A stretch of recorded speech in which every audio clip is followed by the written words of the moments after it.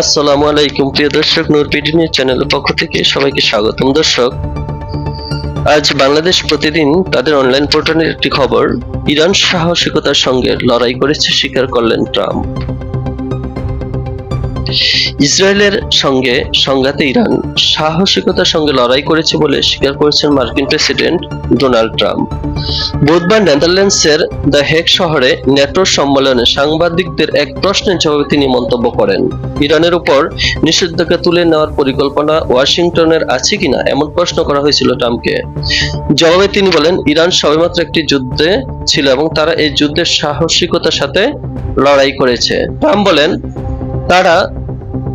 Iran তেল ব্যবসায় জড়িত, মানে আমি চাইলে এটা বন্ধ করতে পারি। চীনের কাছে তেল বিক্রি করা, আমি এটা করতে চাই না। দেশটিকে আবার স্বাভাবিক অবস্থায় ফিরিয়ে আনতে তাদের অর্থের প্রয়োজন।